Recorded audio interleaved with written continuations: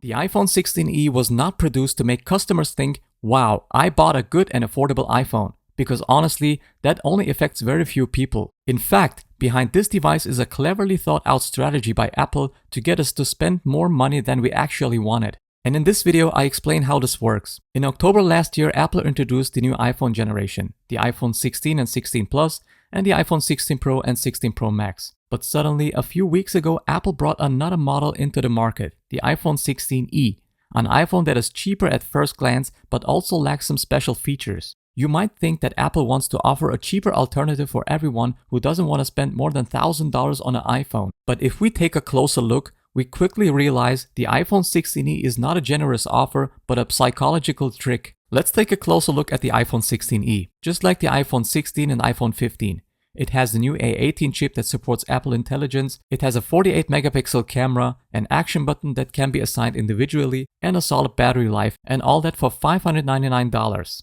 Sounds like a good deal at first, right? But now we come to the crucial point, the price. This is how much the iPhone 16e costs. And now think about it. If you were to spend $899 on an iPhone 16e, why not just buy the iPhone 16? The iPhone 16 with 256GB also costs $899 but offers significantly better features.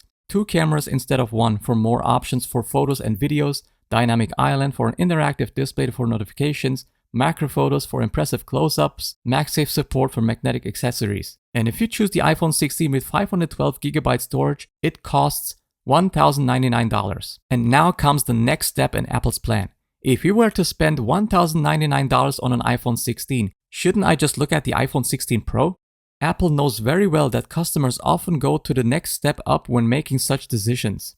The iPhone 16 Pro offers 3 cameras instead of 2 for even more creative possibilities, macro photos, cinema mode, 20x zoom, a titanium frame which is more robust and elegant than aluminum, a larger 6.3-inch display, 120Hz refresh rate for a smoother experience, always on display which always makes the time and notifications visible, a slightly better battery life, dynamic island, and MagSafe. And let's assume we want the iPhone 16 Pro with 512GB storage as we originally wanted. Then it costs $1,299. Do you see what happened here? We actually just wanted to buy a cheap iPhone for $599. But thanks to the clever pricing structure and the deliberate differences between the models, each next higher level suddenly seems more sensible. And before you know it, you have not spent $599 but over $1,299 on a smartphone.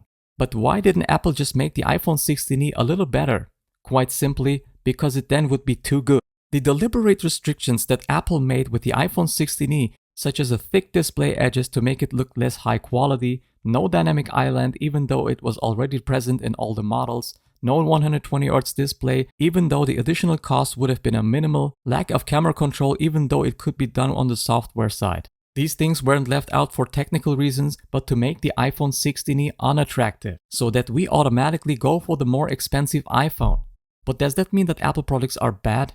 No, quite the opposite. I think Apple products are great and I really enjoy using them myself and I will continue to buy them. But you should be aware of how Apple can influence you psychologically. Sometimes it's worth thinking a little longer before making a purchase decision. Most people aren't aware of how Apple positions its products and it can end up making you spend a lot more money than you actually wanted. Would you buy the iPhone 16e or would you go for a more expensive model? If you are not sure which iPhone to buy, you can write it to me in the comments below and I'll give you my personal opinion. Also feel free to write me your opinion on this whole topic in the comments below. Alright guys, hope you enjoyed this video, and if so, then give it a like to let me know, and I'll see you in my next video.